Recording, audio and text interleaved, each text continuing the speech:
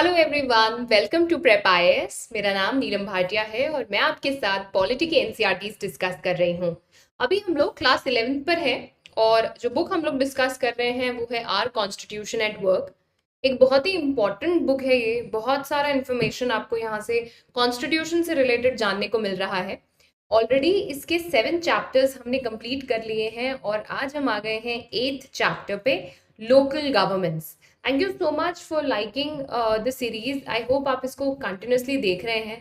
अगर आपके कुछ सजेशंस हैं तो प्लीज़ कमेंट बॉक्स में शेयर करिए, and if you are liking it just let me know in the comment section. It gives a lot of enthusiasm and please subscribe कीजिएगा channel को और अपने फ्रेंड्स के साथ शेयर कीजिएगा ये वीडियो।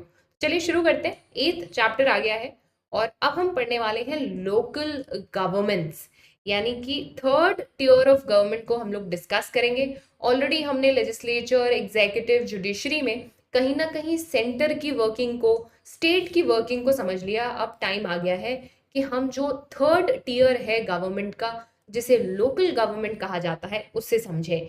तो इस चैप्टर में देखिए, सबसे पहले हम ये जानेंगे कि इन लोकल गवर्नमेंट बॉडीज की नीड क्यों है। देन इंडिया में 73rd एंड 74th अमेंडमेंट से क्या बड़े बदलाव आए लोकल सेल्फ गवर्नमेंट में, और फाइनली इन लोकल बॉडीज का क्या फंक्शन और रिस्पॉन्सिबिलिटी है।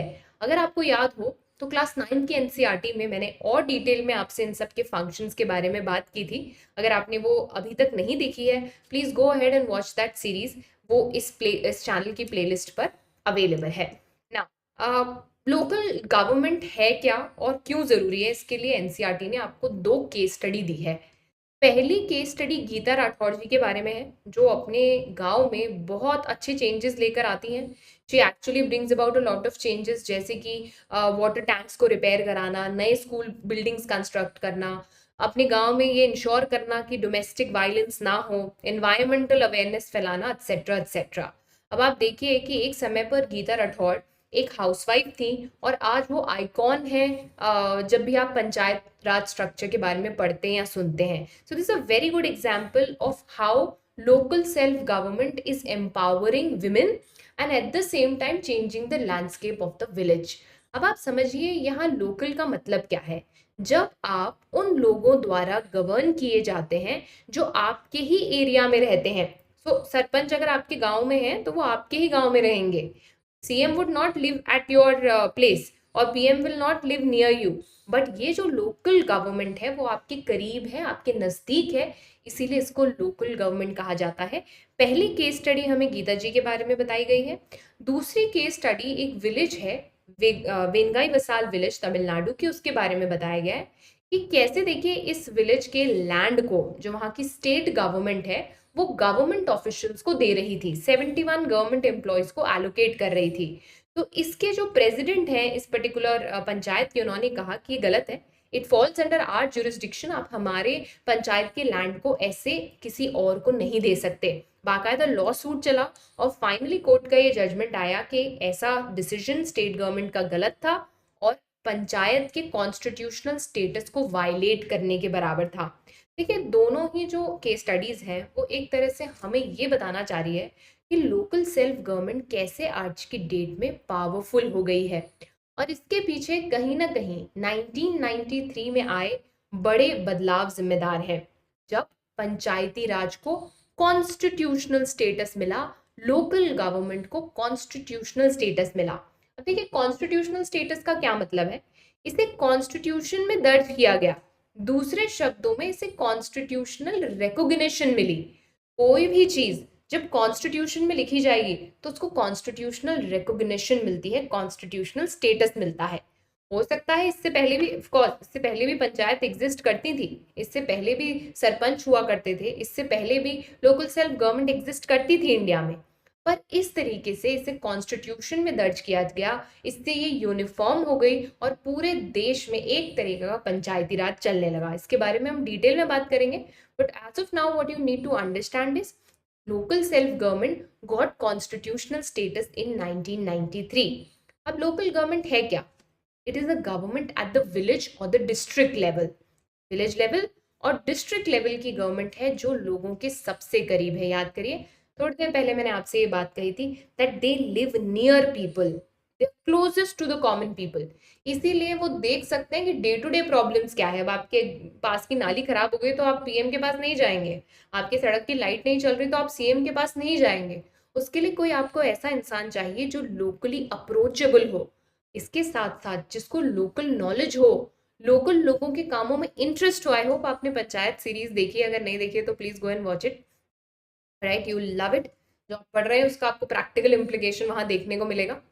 Then very important, local self government efficient भी होती है और पीपल फ्रेंडली भी होती है। क्यों? क्योंकि ये लोगों के बहुत करीब है, ये लोगों के नज़दीक है, रोज लोगों के साथ उठना बैठना है। यहाँ पर आपको सीएम पीएम के पास हर बात में जाने की ज़रूरत नहीं है। Obviously local self government quickly काम करेगी, बिकॉज जो देखिए इम्प्लीमेंटेशन एरिया है वो बहुत लिमिटेड है। आपको जो भी करना है अपने गाँव के लिए करना है, तो it would be definitely quick and minimum cost. अगर मुझे लोकल गवर्नमेंट को अप्रोच करना है तो मुझे बस लेके शहर नहीं जाना पड़ेगा, I have those people living with me, तो कॉस्ट भी क्या हो जाएगी, मिनिमम हो जाएगी। और सोने पे सुहागा तब होता है जब आपके गांव में गीता राठौर जैसे सरपंच हो, जो क्या काम करते हैं, प्रोएक्टिव, रिएक्टिव नहीं, प्रोएक्टिव, कि चलो अब सड़क खराब थी, एक्सीडेंट्स हो रहे हैं तो सड़क बनवा लेते हैं, सड़क सही नहीं दिख रही है तो पहले ही बनवाना शुरू कर दिया, लाइट्स लगवा ली, स्कूल्स रिपेयर करवा दिए। So Geeta Rathore was very proactive. इस तरीके के प्रोएक्टिव सरपंचों की वजह से you have seen the landscape of our country changing. एक बहुत ही ब्यूटीफुल विलेज है Punsari, right, please Google it, इसके बारे में पढ़िए। मॉडल विलेज है ये, हाईटेक विलेज है, और यहाँ के जो सरपंच उन्होंने पुंसरी का जो है पूरा नक्शा बदल दिया है। You can see how a empowered village looks like. I recommend you to go and search about Punsari, थोड़ा सा आप इसको अपनी केस स्टडीज में भी यूज कर सकते हैं। The point is local government बहुत ज़्यादा इफेक्टिव हो सकती हैं वहाँ के लोगों के इंटरेस्ट को प्रोटेक्ट करने में, अगर वो अपना काम ईमानदारी से करे। Of course that is the catch point. अगर लोकल गवर्नमेंट अपना काम ईमानदारी से करती है, it can really deliver and it can really lead to a lot of participation. क्योंकि अल्टीमेटली देखिए डेमोक्रेसी है क्या, बार बार हम घूम फिर के वहीं आ जाते हैं, government of the people, for the people, by the people.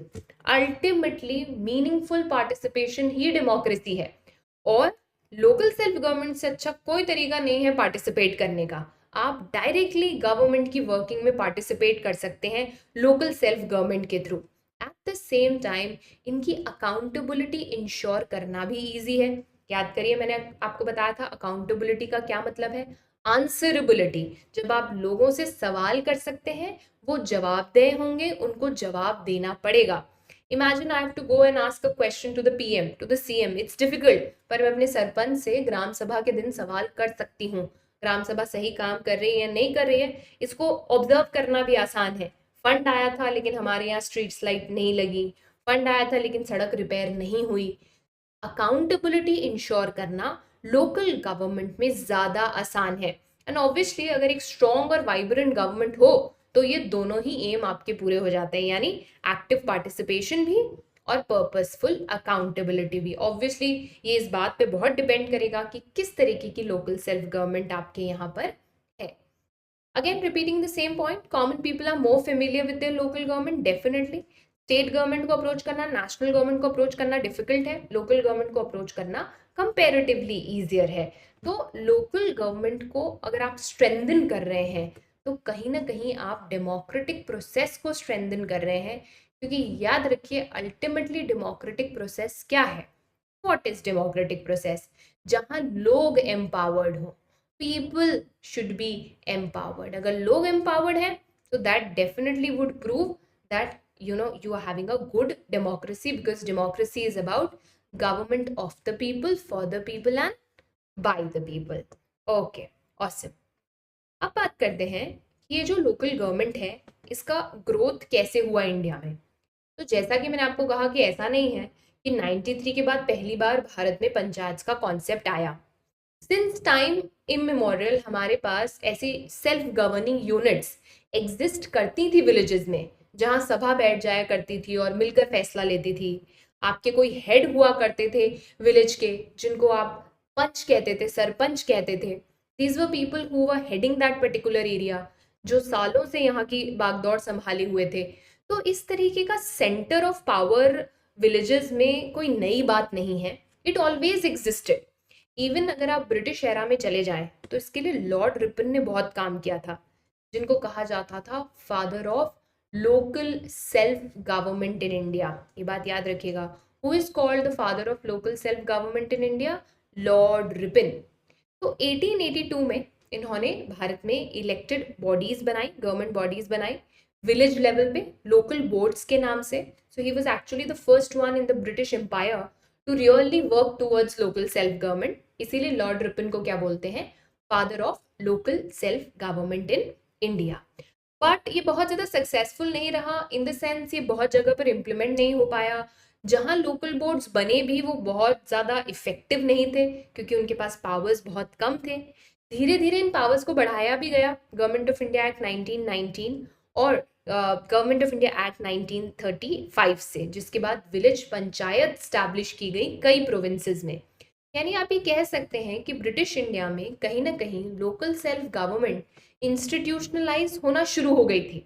और अगर कोई एक इंसान बहुत ज़्यादा फेवर में थे इन एम्पावरिंग दीज बॉडीज, तो वो थे हमारे महात्मा गांधी। बार बार उन्होंने ये बात कही थी that India lives in its villages. अगर आपको भारत को सच में डेमोक्रेटिक बनाना है तो आपको विलेज यूनिट को डेमोक्रेटिक बनाना पड़ेगा। He always talked about decentralisation. याद करिए, सेंट्रलाइजेशन, डिसेंट्रलाइजेशन। जब पावर एक जगह पर इकट्ठा है तब हम उसको कहते हैं सेंट्रलाइजेशन, जब पावर डिवाइडेड है तब हम उसको बोलते हैं डिसेंट्रलाइजेशन, यानी कि शक्ति का विभाजन।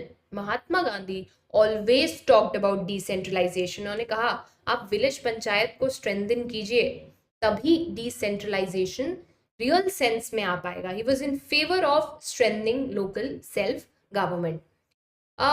सो कहीं ना कहीं क्या इसका ये मतलब है कि हमारे कॉन्स्टिट्यूशन में डे वन से लोकल सेल्फ गवर्नमेंट इफेक्टिवली काम करनी चाहिए थी, पर ऐसा तो नहीं हुआ।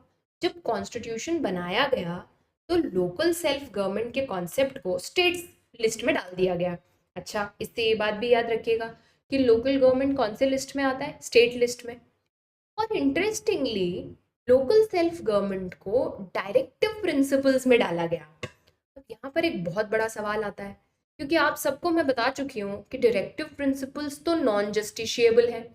यानी सिंपल भाषा में कहूँ तो डायरेक्टिव प्रिंसिपल्स एक तरीके की एडवाइस है जो हमारे संविधान ने दी है आने वाली स्टेट और सेंट्रल गवर्नमेंट्स को कि आपको फ्यूचर में ये करना चाहिए।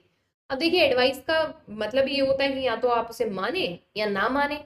तो स्टेट गवर्नमेंट या सेंट्रल गवर्नमेंट चाहे तो इन डायरेक्टिव प्रिंसिपल्स को माने, चाहे ना माने। बट क्वेश्चन ये आता है कि लोकल सेल्फ गवर्नमेंट को डीपीएसपी में क्यों डाला गया, यानी इसको फ्यूचर के लिए क्यों पोस्टपोन कर दिया गया? इसके लिए सबसे बड़ा कारण था पार्टीशन। क्योंकि पार्टीशन के बाद हमारे नेशनल लीडर्स के दिमाग में जो प्रायोरिटी थी वो थी कि यार इंडिया को यूनाइटेड करके रखना है। अगर आप लोकल यूनिट्स को इस समय पर इतना पावरफुल कर देते तो कहीं ना कहीं हमारी जो यूनिटी है, हमारा जो इंटीग्रेशन है कंट्री का, वो सफर करता। तो one of the biggest reasons was अभी लोकल सेल्फ गवर्नमेंट को पार देना ठीक नहीं लगा हमारे स्टॉलवर्ड्स को। बिकॉज अगर इस समय पर लोकल सेल्फ गवर्नमेंट इतनी पावरफुल हो जाती, यूनिट्स इतने पावरफुल हो जाते, तो कहीं ना कहीं देश की यूनिटी को खतरा होता। एंड बी आर अम्बेडकर का ये कहना था कि आज अगर आप गांव में जाएंगे तो वो आपको कास्ट रिडन मिलेंगे, जहाँ कास्ट पॉलिटिक्स बहुत स्ट्रांग है, जहाँ आप देखेंगे कि कुछ लोग एक्चुअली विलेजेस को डोमिनेट कर रहे हैं। ऐसे में अगर आप लोकल सेल्फ गवर्नमेंट को पावरफुल बना देंगे तो आप बना तो अच्छे पर्पस से रहे हो, पर एक्चुअली वहां पर मोनोपोली या स्ट्रॉन्ग होल्ड हो जाएगा इन कुछ लोगों का। सो ये सारी बातें कंसिडर कर कर ये फाइनल हुआ कि देखो, अभी तो लोकल सेल्फ गवर्नमेंट को हम कॉन्स्टिट्यूशनल स्टेटस नहीं दे रहे हैं, पर इसका मतलब ये नहीं है कि हम इस प्रिंसिपल में बिलीव नहीं करते। हम इस प्रिंसिपल में बिलीव भी करते हैं और हम प्रिंसिपल को एंडोर्स भी करते हैं। बट हम ये चाहते हैं कि फ्यूचर में जब इंडिया इसके लिए रेडी हो, थोड़ा बेस लेवल पर इसके लिए काम हो जाए, तब इसे रोल आउट किया जाए। इसीलिए देखिए इसको कहाँ पर डाला गया? डीपीएसपी में। बाय द वे, इससे आपको एक आंसर और मिलता है। तो कुछ लोग कहते हैं डीपीएसपी को कोई इंपॉर्टेंस नहीं है। इसका सबसे बड़ा प्रूफ है कि कैसे डीपीएसपी की इंपॉर्टेंस है एंड एक्चुअली डीपीएसपी के प्रोविजंस इंप्लीमेंट किए गए हैं भारत में, right? So nobody was saying कि हमें लोकल सेल्फ गवर्नमेंट नहीं चाहिए। द ओनली थिंग इज हम अभी फैक्शनलिज्म से बचना चाहते थे। हम ये नहीं चाहते थे कि बहुत पावरफुल लोकल यूनिट्स बनाई जाएं जिससे देश की यूनिटी को खतरा हो। अब बात करते हैं local governments in independent India. अब देखिए रेवोल्यूशनरी चेंज आया 73rd और 74th अमेंडमेंट से। देखिए यहाँ पर ना कुछ बातें आप ध्यान रखिएगा, एनसीईआरटी में नहीं दी हुई है बट एग्जाम पर्पसेस से लिए आपके इंपॉर्टेंट है तो ध्यान रखिएगा। 73rd अमेंडमेंट से ऐड हुआ स्केड्यूल 11। पहली बात ये याद रखिएगा, 73rd अमेंडमेंट स्केड्यूल 11 ये किसके लिए था? रूरल लोकल बॉडीज के लिए, यानी पंचायत के लिए। कौन सा अमेंडमेंट? 73rd amendment. स्केड्यूल कौन सा ऐड हुआ इससे? 11 स्केड्यूल और part 9 in the Indian constitution to schedule 11 part 9 amendment 73rd and also articles भी आपको इसके याद रखने पड़ेंगे 243 से लेकर 243O। ये कुछ information please just keep it in your head. जब भी आप आंसर्स भी लिख रहे हैं आप इनका इस्तेमाल कर सकते हैं। 73rd amendment, then remember schedule 11 part 9, then 243 to 243O। ये था local self government panchayat level पर, विलेज लेवल पर। 74th कॉन्स्टिट्यूशनल अमेंडमेंट से local government I at urban level या फिर एट योर डिस्ट्रिक्ट लेवल, ये बात याद रखिएगा। तो ये तो ऑफकोर्स एक बड़ा चेंज था। 74th अमेंडमेंट के लिए आप याद रखिएगा 12th शेड्यूल, जैसे 73rd के लिए 11th याद रखेंगे तो यहाँ 12th, that I think is easy. And part 9A, सो वहां पर पार्ट 9, यहाँ पर part 9A from 243P to 243ZG. Okay, I'll write it again for you. 243P to 243ZG. Okay, that's how you can remember. अच्छा, तो क्या ये first time था कि इंडिया में पंचायती राज के लिए कुछ किया जा रहा था, उसके इंस्टीट्यूशनलाइजेशन के लिए कुछ किया जा रहा था? तो देखिए ऐसा नहीं है। अगर मैं आपसे बोलूं कि पहला attempt towards local government in India already 1952 में स्टार्ट हो गया था विद कम्युनिटी डेवलपमेंट प्रोग्राम। ये पहला एफर्ट था towards local government in India. Now what do I mean by the first effort? तो सीडीबी के थ्रू पहली बार लोकल गवर्नमेंट इंस्टीट्यूशंस बनाना स्टार्ट कर दिए गए थे। एंड इनफैक्ट कुछ स्टेट्स में जैसे कि गुजरात और महाराष्ट्र में इन सिस्टम को अडॉप्ट भी कर लिया गया था और यहाँ पर एक्चुअली इलेक्टेड लोकल बॉडीज आने लगी थी अराउंड 1960। फिर आप कहेंगे मैम फिर हमें 73rd 74th अमेंडमेंट की जरूरत क्यों पड़ी? तो प्रॉब्लम वॉज ये एक प्रॉपर सिस्टम के तहत नहीं था, क्योंकि कुछ रूल्स नहीं थे, कॉन्स्टिट्यूशनल स्टेटस नहीं थे, तो इन बॉडीज के पास इनफ पावर नहीं था। अगर पावर था तो पैसे का कोई सोर्स नहीं था। कभी इलेक्शंस होते, कभी इलेक्शंस नहीं होते। ज्यादातर स्टेट्स में इलेक्शंस इनडायरेक्ट होते थे। अगर इलेक्शंस एक बार हो गए और बॉडी डिसॉल्व हो गई, दूसरी बार कभी होते ही नहीं थे, पोस्टपोन होते रहते थे वन आफ्टर द अदर, क्योंकि एक प्रॉपर सेटअप, एक प्रॉपर कॉन्स्टिट्यूशनल सेटअप प्रेजेंट नहीं था। So but that is not the case कि इससे पहले कोई एफर्ट ही नहीं हुआ। Community development programme was actually the first effort started in the year 1952। ये बात भी याद रखिएगा। अब इसके बाद तो ना एक सीरीज ऑफ कमिटीज आई जिन्होंने लोकल सेल्फ गवर्नमेंट से लेकर कई सारी रिकमेंडेशंस दी। अब जो आपकी किताब है वो पीके थंगन कमेटी के बारे में बताती है, बट लोकल सेल्फ गवर्नमेंट से रिलेटेड सारी कमिटीज का नाम आपको पता होना चाहिए। क्वेश्चन आता है which of the following committees are related to Panchayati Raj या local self government in India. तो मैं आपको एक बार क्विकली बता देती हूँ, आप इनको याद कर लीजिएगा। सबसे पहली कमिटी जो सेटअप की गई थी that was Balwant Rai Mehta committee. Balwant Rai Mehta committee ये आई थी in the year 1957। This was the first committee, Balwant Rai Mehta committee 1957। फिर आई आपकी अशोक मेहता कमेटी। ओके, बलवंत राय के बाद अशोक मेहता कमेटी, ये आई from 1977 to 78। Balwant Rai 57, Ashok Mehta 77 to 78। फिर आई GVK Rao. Okay, GVK Rao, ये आई in the year 1985। Okay, GVK Rao 1985। Then LM Singhvi. Okay, LM Singhvi. This came in the year 1986।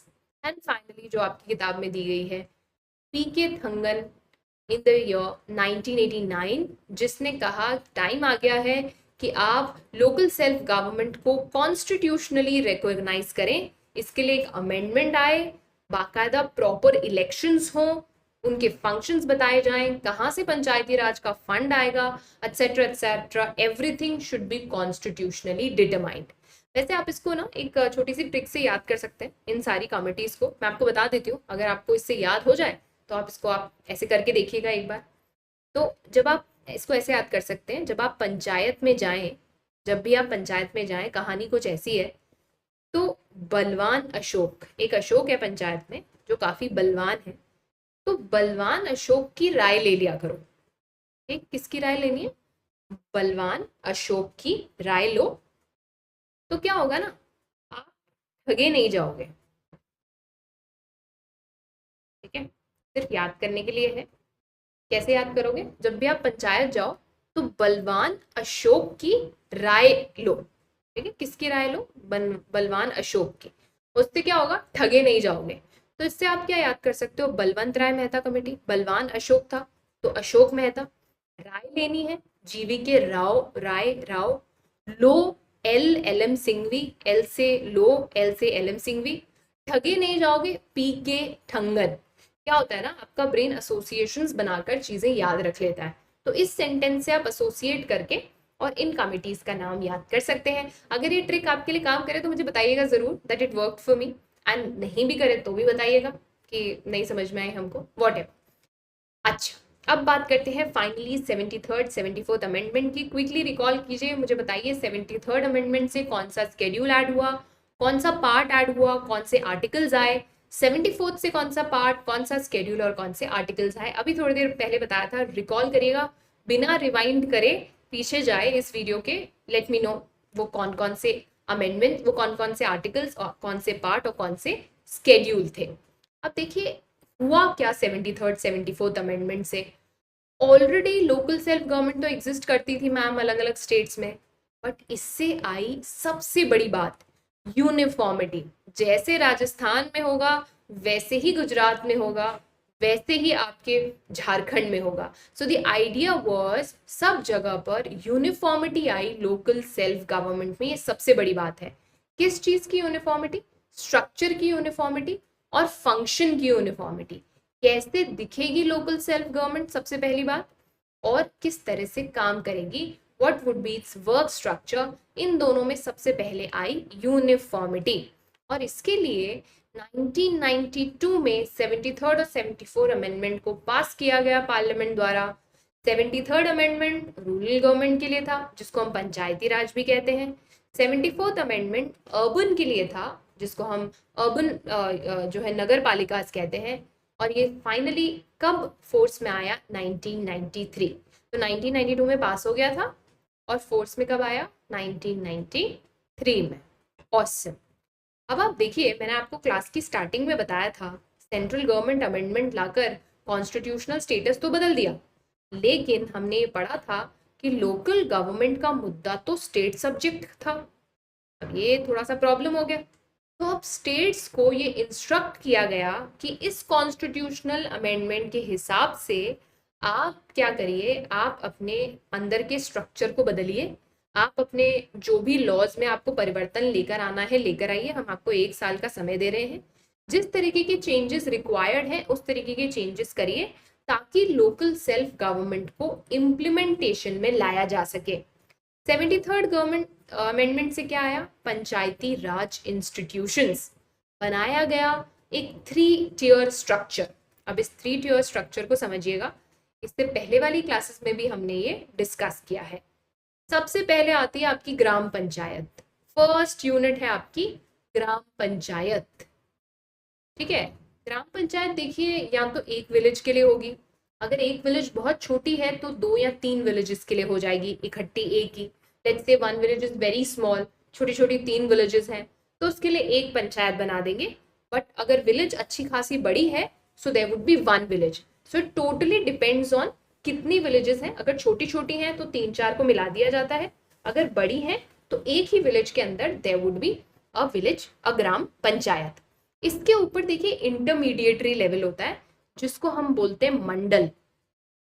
तो एक हो गया आपका ग्राम पंचायत, इसके ऊपर हो गया आपका मंडल। मंडल में क्या होगा, बहुत सारी ग्राम पंचायत मिलाकर एक मंडल बनाती हैं जिसको हम ब्लॉक या फिर तालुका भी कहते हैं। ब्लॉक या तालुका पंचायत क्या होती है, सेकेंड लेवल होता है जिसमें बहुत सारी ग्राम पंचायत के रिप्रेजेंटेटिव्स आकर बैठते हैं। फाइनली इन सब के ऊपर एपेक्स है जिला पंचायत, जो काम करती है डिस्ट्रिक्ट लेवल पे। जिला panchayat will be for the entire rural area. इसमें ग्रुप ऑफ विलेजेस होंगे, राइट, 20 to 60। एक ब्लॉक में 20 to 60 ग्राम पंचायत होंगी। जिला लेवल पर आपकी पूरा rural area of the district covered होगा। तो आपने देखा किस तरह से 3 tier स्ट्रक्चर है, gram panchayat, block level, taluka level and उसके ऊपर जिला पंचायत। अब बात कर लेते हैं ग्राम सभा की। जब मैं आपको डायरेक्ट डेमोक्रेसी के बारे में बता रही थी, मैंने आपसे कहा था अगर एक जगह जहां एक्चुअली डायरेक्ट डेमोक्रेसी प्रैक्टिस होती है तो वो ग्राम सभा है। ग्राम सभा है क्या, एक गांव में जितने भी लोग एलिजिबल टू वोट हैं, वो adult members who are registered as voters, वो साथ आकर बैठते हैं।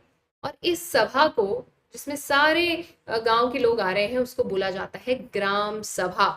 ऑब्वियसली इसको कितना काम मिलेगा नहीं मिलेगा ये स्टेट लेजिस्लेशन पे डिपेंड करता है, बट ग्राम सभा एक बहुत ही पावरफुल यूनिट है ग्राम पंचायत पे चेक रखने के लिए। तो रिमेंबर ग्राम सभा। अब बात करते हैं इलेक्शंस की।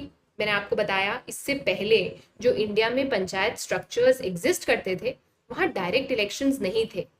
वो यहाँ तो हेरिडिटरी चल रहे आते थे कि पंच है, इनका बेटा सरपंच बन जाएगा, फिर इसका बेटा सरपंच बन जाएगा, या फिर इनडायरेक्ट इलेक्शंस होते थे। बट 73rd अमेंडमेंट के बाद पंचायती राज में आ गए elected direct people, directly elected these representatives for a period of 5 years। और अगर इससे पहले पंचायत डिसॉल्व होती है, स्टेट गवर्नमेंट को पंचायत डिसॉल्व करनी पड़ती है, उस केस में 6 महीने के अंदर अंदर इलेक्शंस करवाने पड़ेंगे। देखिए ये डालना जरूरी था क्योंकि इससे पहले क्या हुआ था, पोस्टपोन होते रहते थे इलेक्शंस, हुए नहीं हुए, फिर 6 साल नहीं हुए। बट अगर आप डिसॉल्व भी कर देते हैं किसी पंचायत को तो आपको 6 महीने के अंदर अंदर फ्रेश इलेक्शंस कराने पड़ेंगे। और कौन से इलेक्शंस हैं ये, डायरेक्टली इलेक्टेड हैं, ये ध्यान रखिएगा, राइट। ओके, रिजर्वेशंस की बात कर लेते हैं। तो पंचायती राज स्ट्रक्चर में लोकल सेल्फ गवर्नमेंट में 1/3 सीट्स रिजर्व्ड हैं विमेन के लिए, जो अभी सेंटर और स्टेट लेवल पे एग्जिस्ट नहीं करता। प्लीज रिमेंबर पार्लियामेंट में ये पास नहीं हुआ है, but reservation is there for women at the local self government level. कितनी, 1/3। There is also reservation for scheduled caste, scheduled tribes, right, ये भी एग्जिस्ट करती है पॉपुलेशन के हिसाब से। और अगर स्टेट्स को लगता है कि कोई ओबीसी कैटेगरी के लोग हैं जिनको रिप्रेजेंटेशन की जरूरत है, तो उन्हें भी रिजर्वेशन दी जा सकती है। नाउ ये जो रिजर्वेशन 1/3 है फॉर विमेन, ये सिर्फ जनरल कैटेगरी के लिए नहीं है। सो लेट्स अज्यूम कोई सीट है जो स्केड्यूल कास्ट कैटेगरी के लिए रिजर्व्ड है, तो उन स्केड्यूल कास्ट सीट्स में भी 1/3 सीट्स विमेन के लिए होगी। आप समझ रहे हैं? So it's not that this seat is reserved only under the general category. ये reservation schedule caste, schedule tribe और backward caste के लिए भी अप्लाई करेगी। इसका मतलब ये है कि हो सकता है कोई सीट रिजर्व्ड हो फॉर विमेन प्लस एससी, तो वो सिर्फ एक एससी विमेन को सीट मिल सकती है देन, बिकॉज दोनों लेवल्स पे रिजर्वेशन एग्जिस्ट करेगा, right. Remember, so the seat might be reserve for a SC woman. पहले तो एससी रिजर्व्ड है और उसमें भी विमेन के लिए रिजर्व्ड है। ओके, नाउ अब एक बहुत बड़ा सवाल था कि ये जो लोकल सेल्फ गवर्नमेंट है, ये इनके पावर क्या होंगे, वो कौन से एरियाज होंगे जिस पे लोकल सेल्फ गवर्नमेंट काम करेगी। तो इसके लिए देखिए क्या किया गया, 29 सब्जेक्ट्स ऐसे आइडेंटिफाई किए गए जो डायरेक्टली लोकल लेवल के डेवलपमेंट से या वेलफेयर से रिलेटेड थे। कितने, 29 सब्जेक्ट्स। और हम किसकी बात कर रहे हैं, panchayat Samiti, we are talking about Panchayati Raj institutions. इन 29 सब्जेक्ट्स को लिस्ट किया गया कहाँ से निकाले गए थे ये याद रखिएगा, फ्रॉम द स्टेट लिस्ट। और अब स्टेट्स को बोला गया कि आप इन 29 में से डिसाइड करिए कि कौन कौन से आपको लोकल गवर्नमेंट्स को शिफ्ट करने हैं फंक्शंस, स्टेट सब्जेक्ट्स। एंड इसीलिए आप देखते हैं some states have transferred more, some states have transferred less. 243G में क्लियरली देखिए क्या लिखा है, power authority responsibility of panchayat may by law endow the panchayat with such powers and authority with respect to matters listed in the 11th schedule। ये रहा आपके पास 11th schedule जिसमें ऐसे 29 सब्जेक्ट्स निकाले गए थे। ऑब्वियसली आपको याद नहीं रखने हैं, just have a fair idea. आप देख सकते हैं drinking water, roads, electrification, libraries, markets, social welfare, इस तरह से कुछ सब्जेक्ट्स को अलग निकाला गया। नाउ यहाँ पर एक और इम्पॉर्टेंट बात ध्यान से सुनिएगा। देखिए भारत में कुछ ऐसी जगहें हैं जहाँ पर ट्राइबल कल्चर बहुत स्ट्रांग है और ट्राइबल कल्चर काफी हद तक सेल्फ सस्टेनिंग, सेल्फ गवर्न्ड होता है। वहां पर अगर आप ये पंचायत के पूरे प्रोविजन को जबरदस्ती इम्प्लाई करने की कोशिश करते तो मैटर्स बहुत खराब हो जाते। इसीलिए डिसाइड किया गया कि ऐसे एरियाज जहां आदिवासी पॉपुलेशन ज्यादा है, स्टेट या तो पूरा स्टेट या स्टेट के कुछ एरियाज जहां पर आदिवासी पॉपुलेशन अच्छी खासी है, वहां पर 73rd अमेंडमेंट एप्लीकेबल नहीं होगा। तो क्या इसका मतलब ये है कि यहाँ पर कभी लोकल सेल्फ गवर्नमेंट आई नहीं? आई, पर उसके लिए एक सेपरेट लेजिस्लेशन आया जिसको हम बोलते हैं PESA, that is panchayat extension to scheduled areas। I repeat, panchayat extension, extend किया गया 73rd के अलावा टू scheduled areas। बेसिकली देखिए इससे क्या किया गया, इन आदिवासी एरियाज के लिए अलग तरीके का सिस्टम डेवलप किया गया under PESA, panchayat extension to scheduled areas। अब इसमें क्या किया, ग्राम सभा को ज्यादा पावर्स दिए। विलेज पंचायत है बट विलेज पंचायत को कोई भी फैसला लेने से पहले ग्राम सभा की कंसेंट लेनी पड़ेगी। तो बेसिकली जो भी आपकी इलेक्टेड विलेज पंचायत है वो फैसला तब तक नहीं ले सकती जब तक वो किससे कंसल्ट नहीं कर लेती, ग्राम सभा। सो एम्पावरमेंट देख रहे हैं, लोकल जो आदिवासी पॉपुलेशन है that would be more empowered, और यही तो हम चाहते थे। पेसा को पता है बोला जाता है बैकबोन ऑफ ट्राइबल लेजिस्लेशन।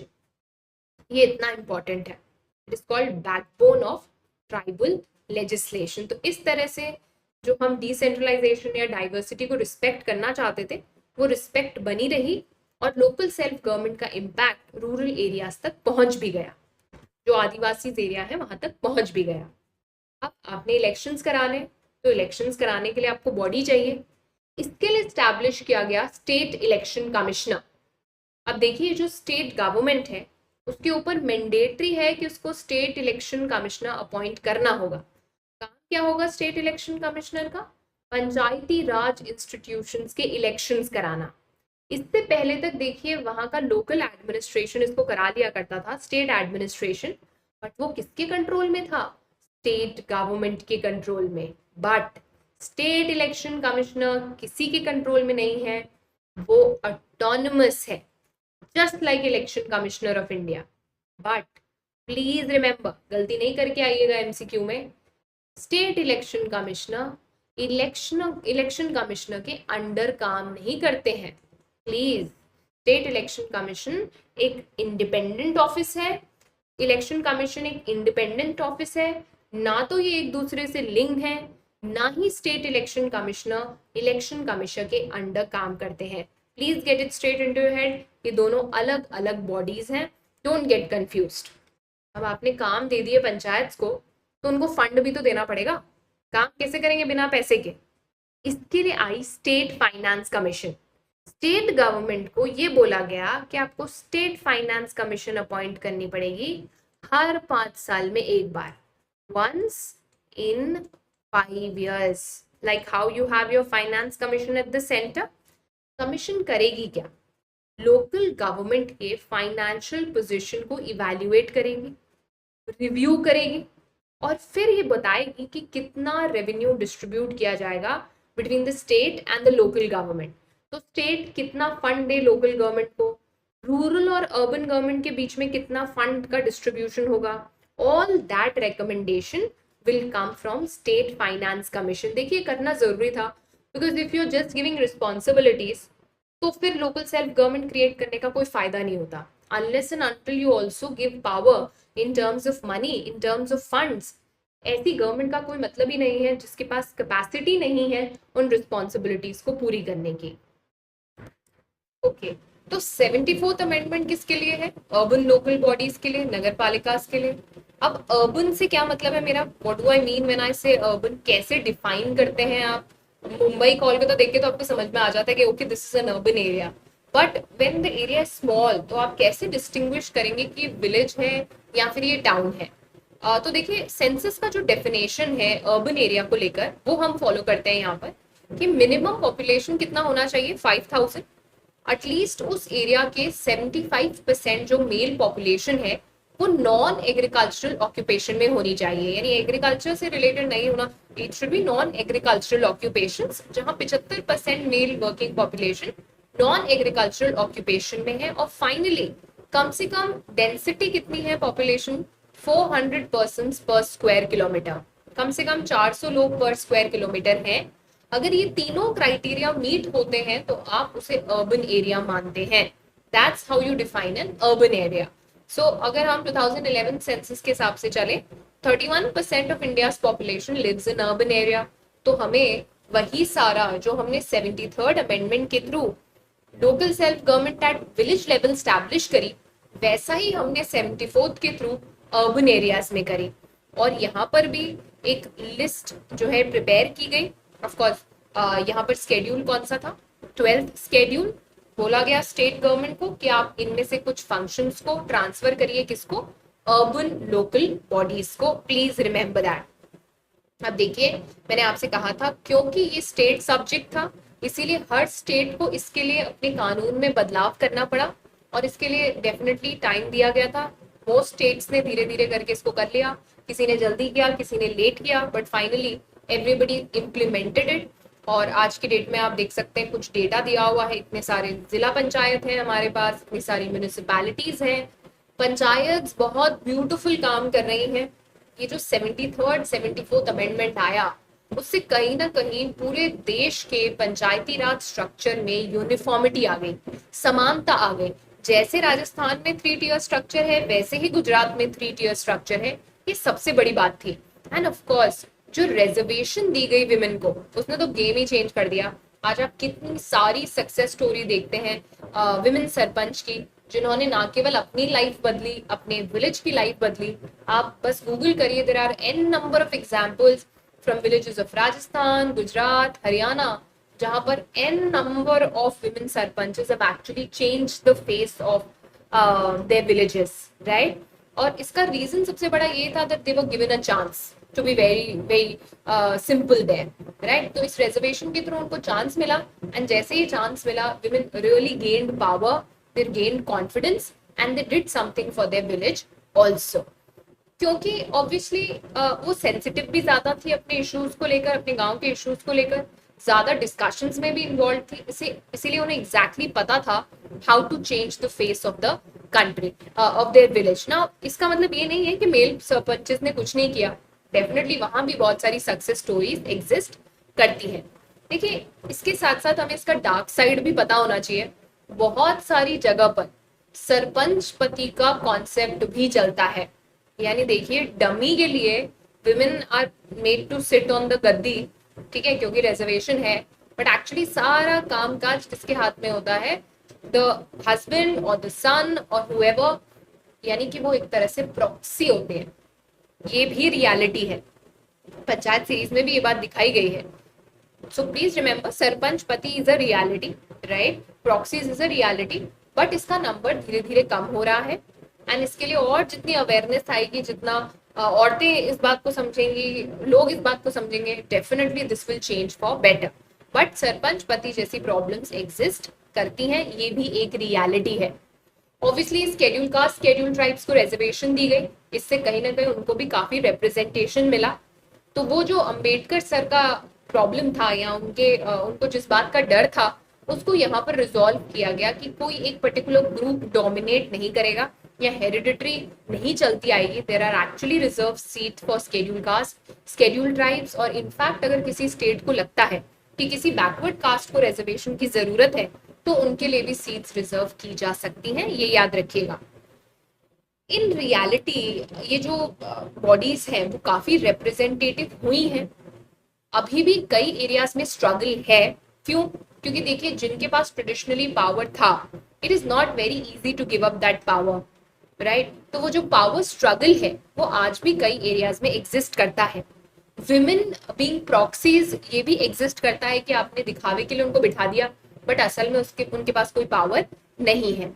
पर देखिए, जब भी आप कोई नया बदलाव लाते हैं डेमोक्रेसी में या फॉर दैट मैटर किसी भी फॉर्म ऑफ गवर्नमेंट में, तो इनिशियली कुछ पावर स्ट्रगल्स तो होते ही हैं, कुछ प्रॉब्लम्स तो आती ही हैं, क्योंकि कुछ लोगों को पावर देना पड़ेगा तो उनके लिए अकोमोडेट करना मुश्किल भी होता है, कॉन्फ्लिक्ट्स भी होती हैं, टेंशंस भी होती हैं। पर जब आप इससे ऊपर उठ जाते हैं तो आपकी डेमोक्रेसी और ज्यादा स्ट्रेंथन हो जाती है। और यही काम किया 73rd और 74th अमेंडमेंट ने, कहीं ना कहीं पंचायती राज स्ट्रक्चर को और ज्यादा स्ट्रेंथन कर दिया। This is a reality. But at the same time ये भी सच है कि आज भी लोकल सेल्फ गवर्नमेंट के पास ऑटोनॉमी काफी लिमिटेड है। बहुत सारे मुद्दों में उसे वापस स्टेट गवर्नमेंट से ही पूछना पड़ता है।